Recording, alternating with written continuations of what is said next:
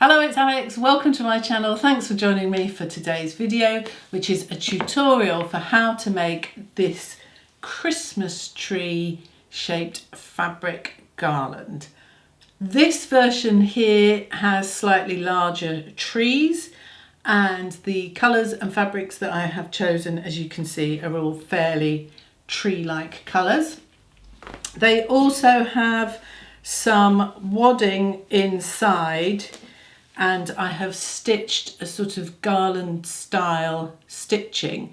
So with the stitching and the wadding, it creates a bit of texture just to give it a bit more interest, although you can just of course leave them plain. Then I have also got some that are exactly the same thing, just a smaller size and different fabric choice and different stitching. So these are in a glittery fabric. They also have the wadding on the inside, but to be honest, I don't know that it necessarily needed it. And they have slightly different stitching designs on the outside. And then last of all, the easiest fabric to use really is felt. And here is one I made out of pretty brightly coloured felt fabric. Of course, there's nothing to say that you have to use different coloured fabrics or different fabrics. You could have made them all the same. And a similar kind of stitching design to the glittery ones. So, in order to make them, there are a few things you're going to need, including, first and foremost, fabric.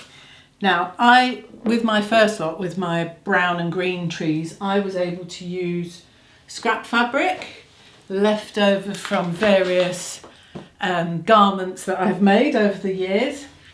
You really do want to be looking at woven fabrics. Anything stretchy, especially anything too thin, is not going to work. So anything that's like t-shirt material, forget it.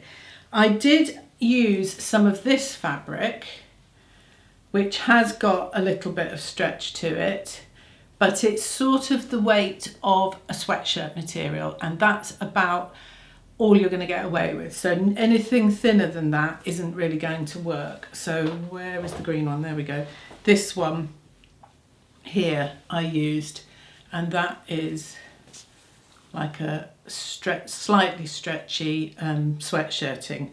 But forget it, anything thinner is not going to work. So you want woven fabric, but I used things like corduroy, that worked really well, some wool suiting, more corduroy. I used this as well, which I have previously made a coat from. It's wool with a fleece back, and it's quite thick. And I would say that you wouldn't really want to use anything thicker than this, because it's going to be difficult to get the points on your triangles. So nothing too thick, but cord and wool suiting is fine. Obviously, you can use quilting cotton. It's going to give you a very different look, but all down to personal taste. So something like this dotty cotton is going to be really nice and easy to sew. With the glitter ones, I bought this from my local fabric shop, which is quite a rubbery kind of texture on the back. So it's glittery on the outside and rubbery on the back. It was okay. And then last of all, I went and got some felt, which, as I said, is going to be the easiest. The other thing I wish I'd used, and I only thought about it later, was I've got this, which is some velvet. Velvet can be a bit tricky to sew, but you've got that nice sheen, which feels quite nice and Christmassy. So, whether it's scrap fabrics or you're dashing off to buy someone, the world is your oyster. Just nothing too flimsy. I bought this when I was in the fabric shop, and when I brought it home I thought that was, look, I only bought 40 centimetres, that's the minimum you could order, but that's too flimsy and not really much use. So just have a think about something with a little bit of structure to it. In addition to that, it's just a matter of, the pattern is just a matter of a piece of paper and a pen and a ruler. If you want to pad yours, you're going to need some kind of wadding. Again, mine was just scrap I had left over from some other project. I wouldn't spend a lot of money if you were going to buy some specially. If you're planning to do some stitching on the outside, it might be useful, like I did with these.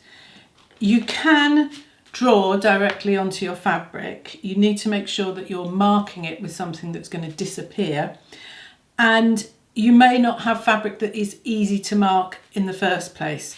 Like these wools are not that easy, and the corduroys are not that easy to mark. So in that case, I would recommend that you get a water-soluble stabiliser. I keep mine in this bag. I've got two sorts. One is clear and looks quite plasticky. That's really not an awful lot of use.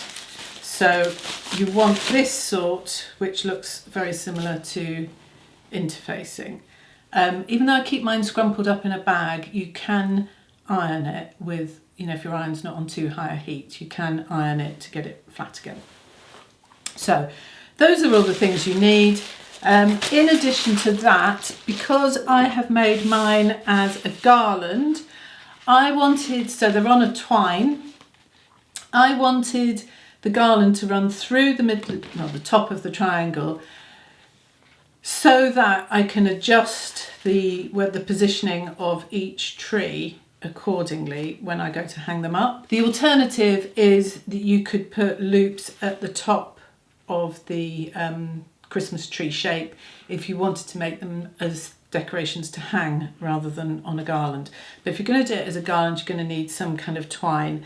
Now, I found this twine, which is gold and a sort of neutral colour twisted.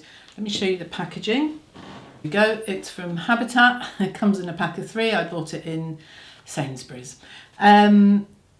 This actually is a little bit too thick, but because it comes as 2 colours twisted, what I was able to do was to untwist it, and then it becomes 2 separate pieces of twine, and that worked really well. And if you can see, this gold that I've used here is actually a number of strands. Yeah, on these felt ones, that is actually the gold that's twisted in this twine from Habitat. So all I'm saying is super thick twine may not work.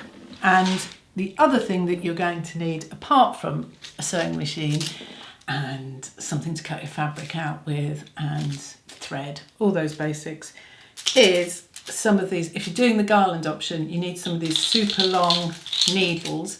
They are upholstery needles, come in a number of different lengths, but you want the nice long ones. They have a nice big eye, and I think they're fairly tricky to find, but I bought mine online from Amazon, so I will put a link below. Okay, next we're going to make our pattern pieces. I'm going to use the smaller size, and the measurements for that are 14.5 centimetres across and 14.5 centimetres in length on the triangles. If you use the larger size, like these ones, it's 19.5 across and 19.5 long. You can choose your own. Just bear in mind that you've got 1 centimetre seam allowance all the way around the triangle. So in my case, I'm going to mark on the edge of my paper 14.5 centimetres, which is there. And same again on the length. And I'm just going to fold it across to make a square. So fold it on that marking and fold it on that marking. And then cut that square of paper out.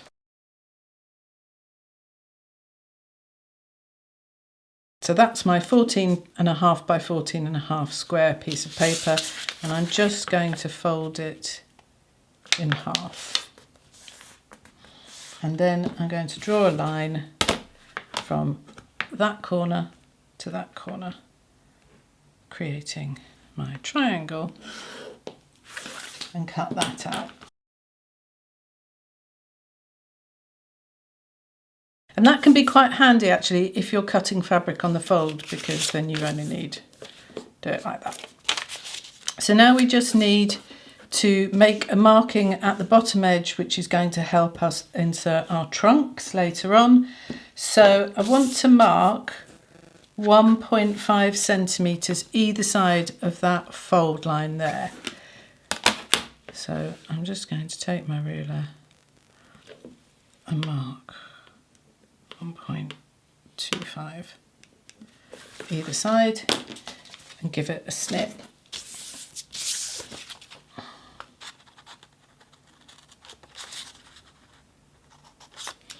Okay, and then for my trunk, all I need to do is cut out a piece of paper that's 4.5 centimetres by 7 centimetres. So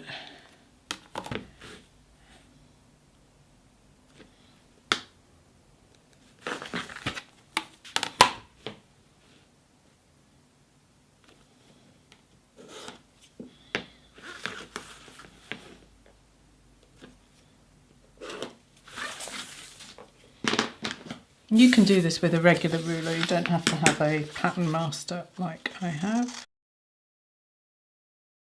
And now all you need to do is cut out your fabric. So you do need to consider grain lines, and the direction of the grain on this piece is lengthwise here, and on the triangle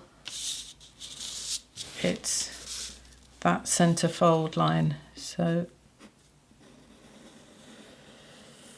whoops, that's your grain line. So if I were cutting it out of this corduroy fabric, I'd want the lines of the cord to run parallel to that line there.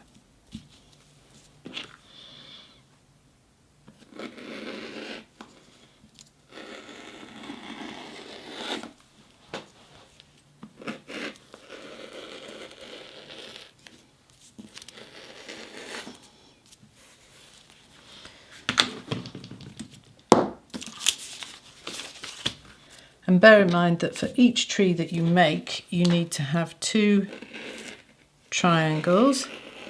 And of course, there's no rule that says that both sides need to be the same fabric or even the same colour. Okay. And I need to make sure that my markings here that we did, that I snip those, just a little snip. You don't want to go over the 1 centimetre and into the seam allowance. So can you see those markings, just a little snip here and here, and that's going to help us put our trunks in later on.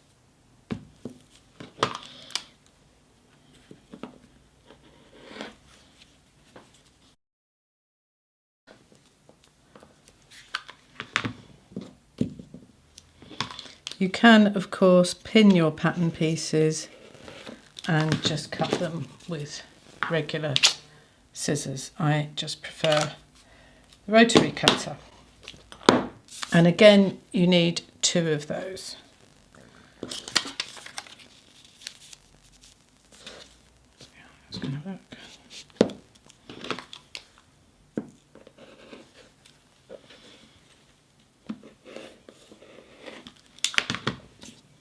Okay, so that's my tree, and if you are going to want to cut some wadding to give that texture, what you need to do is just take your pattern piece, your triangle, and fold over from the top, I don't know, 2.5 to 3 centimetres, just tuck about that much under at the top edge, and at the bottom edge fold up at least 1 centimetre, but possibly a little bit more, 1.5, something like that. So you've got that kind of shape. It's looking like that. And you're going to cut a triangle from that. So you just fold back these corners.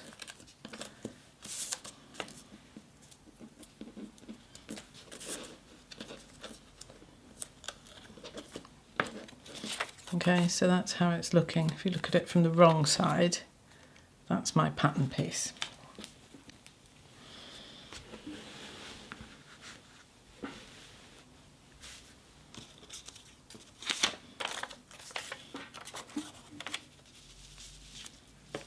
Doesn't really need to be particularly exact, this one. We're folding away some of this at the top because it's going to be very difficult if you have wadding right up into that corner, the top corner, when you come to turn them out. So it's better to just have a little gap.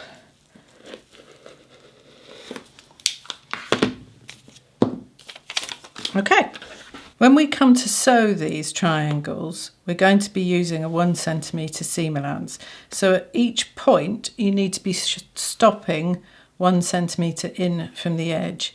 If that's not something you're confident doing by eye, there's no reason why on the wrong side on one of these pieces that you can't draw that in. So you just want to make it. That marking up. And I like these friction erasable pens because they disappear with the heat of the iron.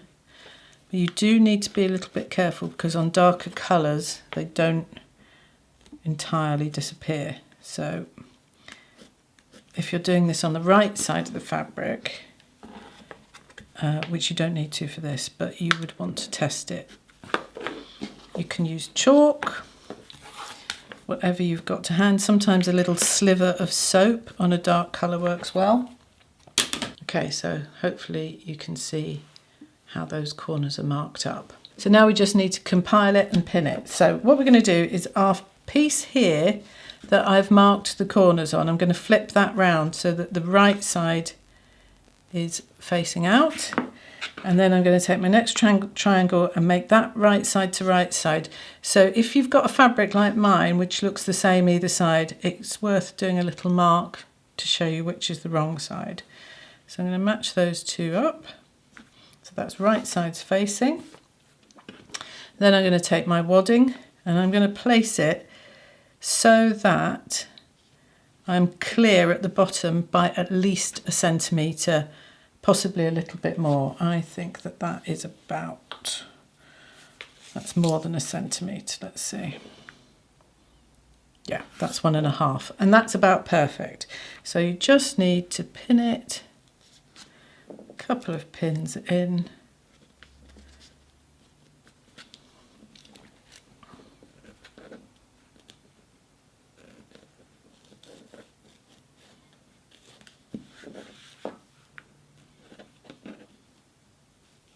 Okay, so there it is pinned, wadding on one side, if you're using the wadding, and the triangle markings on the other side.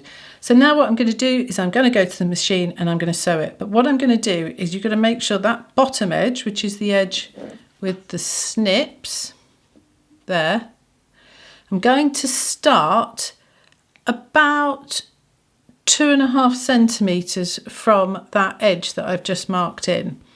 So I'm going to start around about here and end around about here. Okay, so I'm going to start sewing there up to that corner, all the way up to that corner, back down the edge, back to there and stop, making sure to backstitch at the beginning and at the end. Obviously I've used contrasting thread to demonstrate, and you would use a thread that matches your fabric. But yeah, there's my stitching. So I've started a few centimetres in from that edge, up to the corners, all the way along, back down, back stitching at either edge there. So you just need to give it a quick trim. You want to go up to that corner, but obviously not into it. So maybe 3 millimeters from the edge, just cut straight across at the point.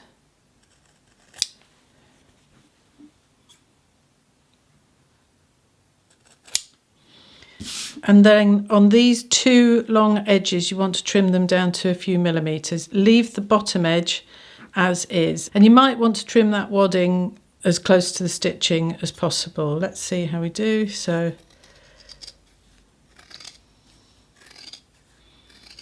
yeah, that still feels a bit bulky to me. So I'll just, these are not the best scissors for this really, but hey ho. They'll do the job.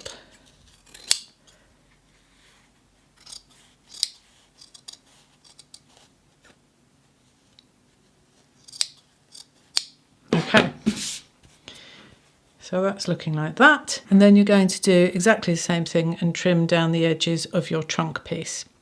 Okay, so now we need to go to the ironing board. Okay, so what we're doing here is this edge that we left untrimmed, we're going to press it upwards towards the triangle like I've done there, and then turn it over and press that one up towards the triangle as well. So if you start with the two parts where you've already got the stitching, and then the gap in between sort of just naturally follows. So fold it up.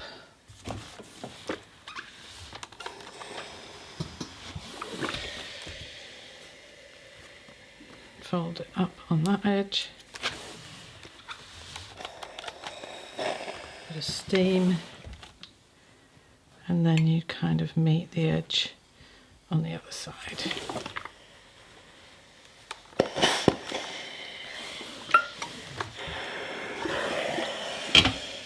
Don't steam your hands. Now what we're going to do is we need to turn it out, and we need to do the same with our trunk piece.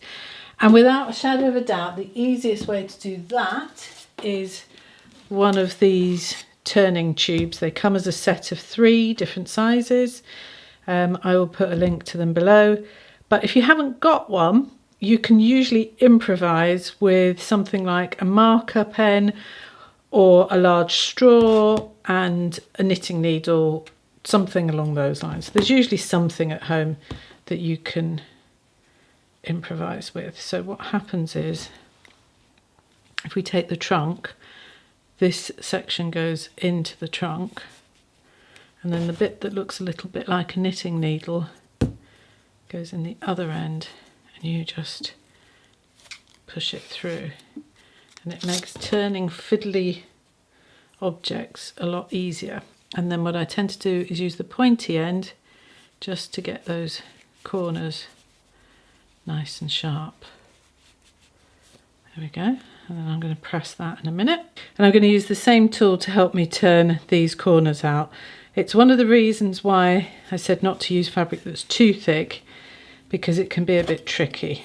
But if you just give it a little bit of welly, you're not going to twist it through the tube, but it just helps you to get into that corner, and then give it a good poke. So do the same thing with the other 2 corners. Just a bit of poking around until you get it all looking nice and sharp.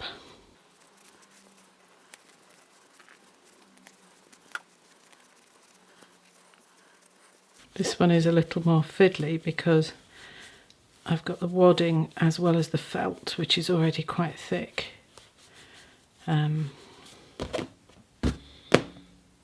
But yeah, it's just something to bear in mind. Okay, so there we go. That's our edge that we already pressed in. So in theory,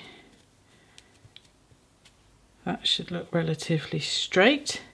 And you just want to give it a press on the edges here just to kind of make it look nice and neat. Okay, it's one of the reasons why I really like this ironing board cover, because I can use the grid lines on here to help me make sure things are straight. I mean, personally, I don't think it needs to look perfect. It's a handmade item.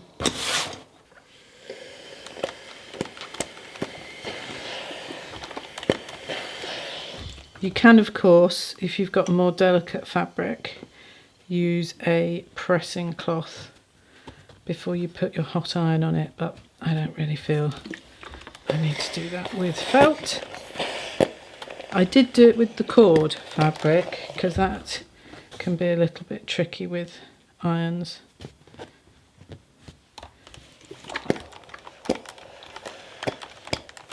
And then I'm just going to do the same thing with my trunk.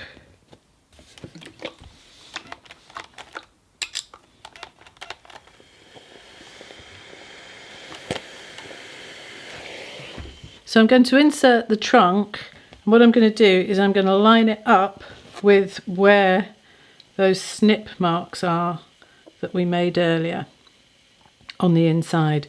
So that's just to make sure that it's nice and centered.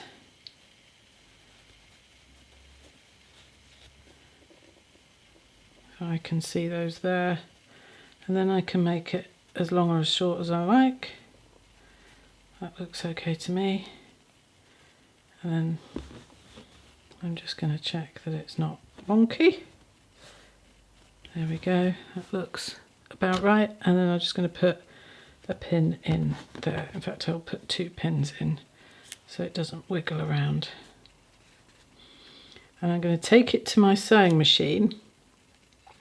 And this really is why you want not to have contrasting thread. You want thread that matches your fabric, because I'm now going to sew a row of stitching from sort of just before the edge of this stitching here that you shouldn't really see. So just a row of stitching as close to this edge as possible along here and up to the other edge, back stitching either end. What's really helpful for getting nice and close to that edge is using a blind foot if you've got one on your sewing machine. I'll insert a picture to show you. So that's my finished tree. You can see it, I have used, hopefully you can see it, I've used the contrast stitching so you can see it because I've used black. If that was red, hopefully you wouldn't see it at all, or it would blend in. For example, on one of my trees using wool suiting fabric, that stitching is there, but you don't really read it. So now I need to think about what I want to do with it next. I could just leave it, and there's nothing wrong with that, that's absolutely fine. I could do what I did with these ones, where I just basically sewed a shape that kind of went in a slight curve from side to side, to like a garland. What I did with the first few of these that I made, I just drew that in with chalk.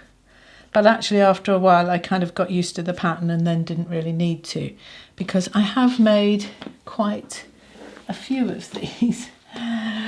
Yeah, look at the pile.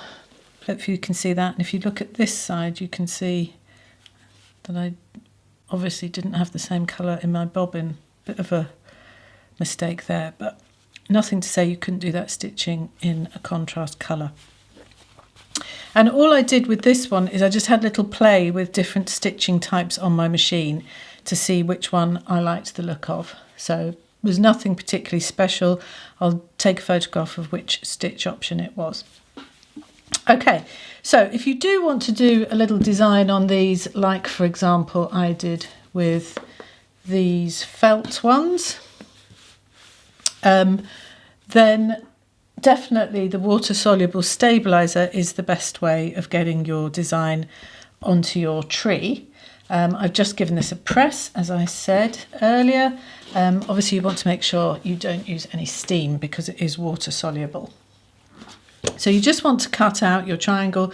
Now I could use my pattern piece, but that is wider because it's got the seam allowances on. So to be honest, I'll just draw around it. It's not, doesn't have to be perfect. And then all I do is I just have a little think about what I fancy doing, and then I draw it onto the stabiliser, pin the stabiliser onto the Christmas tree, take it to my machine and stitch over it. It's definitely worth having a play with different stitching types. I found, for example, some of them, like this one here, let's have a look. This one here looks like a straight stitch, but it's actually slightly thicker, goes over each stitch a number of times. And I found that that one was quite effective. You got enough contrast that you could read it. Look, I used it on this pink one here as well. But the only problem with it is because the needle is going back and forth, it was only very useful for straight lines. If I wanted to try and do anything with a curve, it's quite difficult to judge. So I would say, so for example, when I did this thing here, this wiggly line, there we go, I couldn't have attempted to do that with the thicker stitches. That is just a regular stitch, and I just reduced the stitch length down and used a contrasting colour. So it's worth having a little play. I did do some things on here where I just did some stars. It's quite a good opportunity to see what your machine can do and what the different stitches are. Yeah, I like these kind of, I like this kind of design because I like things that are a bit mid-century, and it had that feel to me. This one I'm not convinced was massively successful. I tried to make it look like a tree. I'm not sure that that was the best design, but it was worth having a little play with all sorts of different things. So you can do whatever you want. Some I did that were just like an outline. Yeah, all sorts of managed to get those all nicely tangled up. Yeah, this one I quite like for its simplicity. So you can do whatever you like.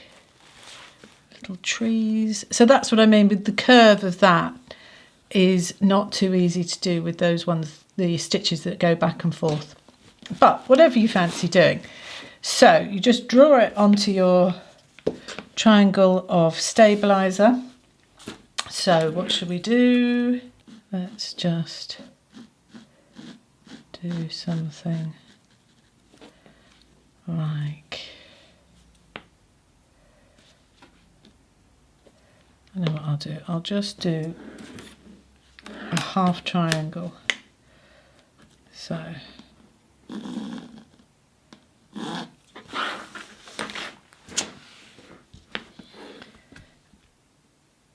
as I said, I don't think these things need to be perfect. You might, but I think it's supposed to, you know, it's fine. It's a craft. It's not factory made.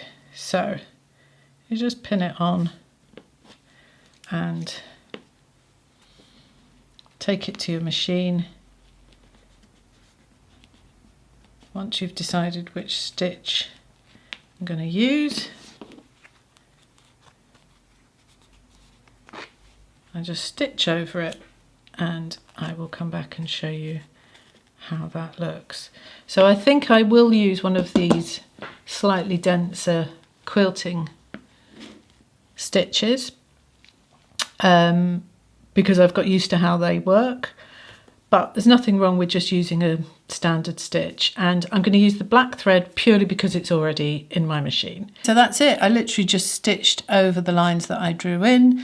You know, you could do somebody's initials if you wanted. You could just do lines, you know, use some of the fancier stitches you've got on your machine and just do lines across if you wanted. It's entirely up to you. This is what's quite enjoyable about this, is coming up with, you know, a bit of experimenting and then coming up with designs that you like the look of. So now I just need to get rid of this water-soluble stabiliser. So if there's a big chunk like this, I just rip it off to make life easier.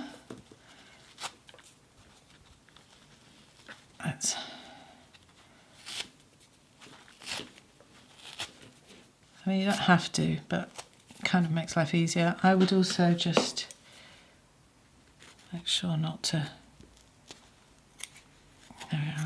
cut into the felt. Just rip some of that off. There we go. But it doesn't matter. Right, so that's how it's looking now. And now I'm going to take it over to my ironing board again. So I'm just using my iron, and I'm using the spray button on my iron, and I'm just going to spray water at all this water soluble stabiliser that's left there, and it will disappear.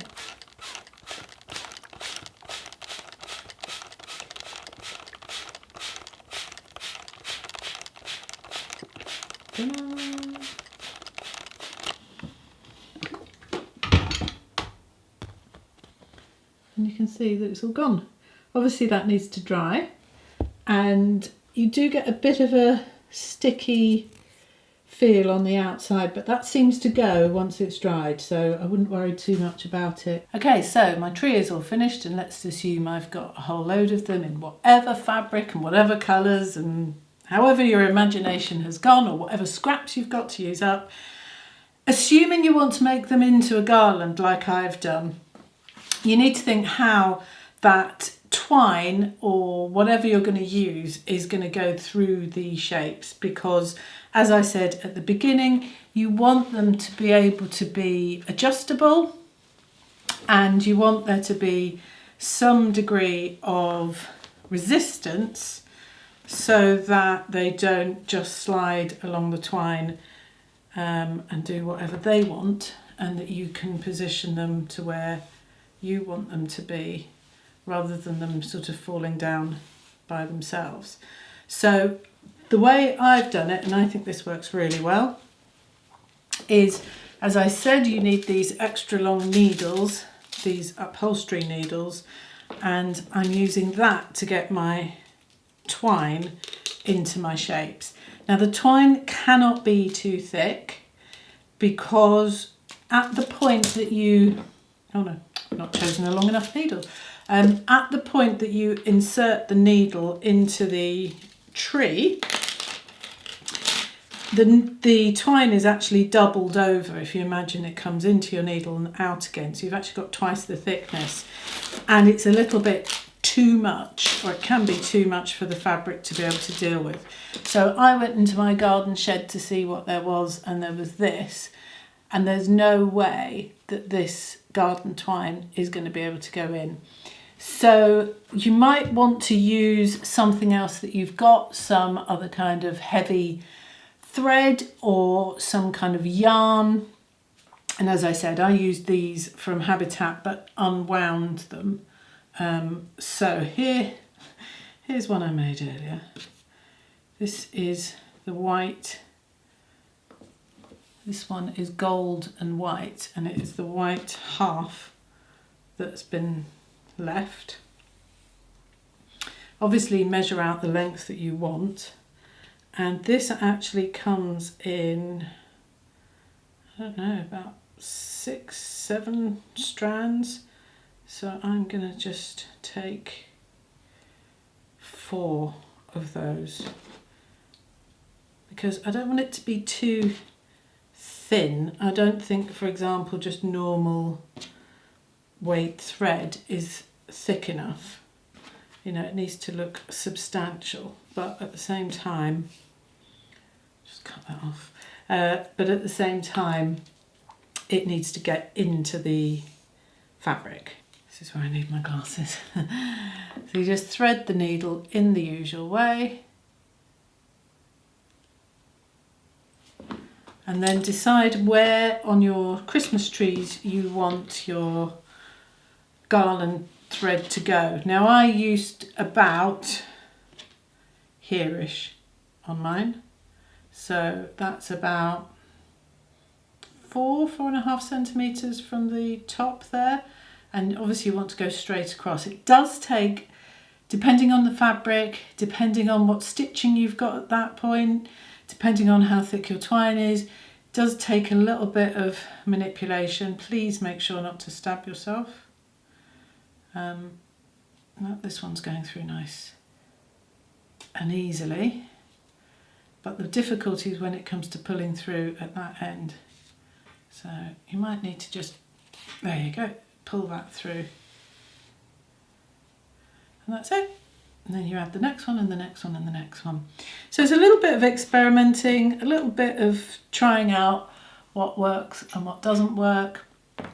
And as I said, of course, there's nothing to stop you just putting, creating a loop at the top and hanging them individually, or attaching them with something like bias binding, a row of bias binding like people do with bunting.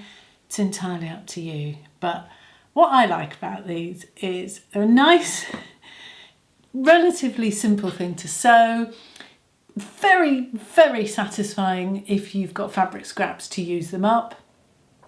And if you're in the mood for doing a little bit of sewing, but you don't want anything that involves too much having to think like you do with garment sewing, or, you know, I think I said on my last video that I started doing these when I wasn't feeling very well and I wanted to do some sewing, but I knew I didn't have the energy to do long hours of sewing. So I could just come in here and do 20 minutes, half an hour, and then just stop and go and lie down because I wasn't feeling too well, and then come back later on in the day or the next day or whatever. So it's a nice fiddly little one. It's a nice scrap buster, and it's quite nice to have Christmas decorations in your house that you made.